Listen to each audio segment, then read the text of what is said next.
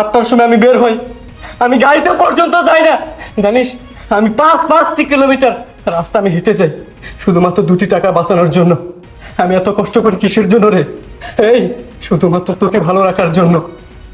আমি তোকে অনেক ভালোবাসতাম রে, জানিস? আমি তোকে নিয়ে অনেক স্বপ্ন দেখতাম। আমি আমার অফিসের কলিগকে বলতাম আমার স্ত্রী অনেক সুন্দর, তার ব্যবহার অনেক ভালো, সে একজন নামাজি মানুষ। তাহলে তুই তার প্রতিদিন এইভাবে দিলি? না না, তোকে আর আমি ক্ষমা করবো না। আমাকে আমাকে ক্ষমা করে দাও, তুমি আমার ভুল হয়ে গেছে, বিশ্বাস করো আমি আর কোনোদিন এমন কাজ করবো না। প্লিজ তুমি আমাকে ক্ষমা করে দাও। এই পাছা, Please। না সব কিছু নিয়ে যায়, কিন্তু যে বেইমানি করে, বিশ্বাসঘাতকতা করে, তা কখনো মেনে নেওয়া যায় না। তুই এখনই আমার চোখের সামনে থেকে চলে যাবি, আর এই টাকাগুলো তোকে আমি ভিক্ষা দিলাম।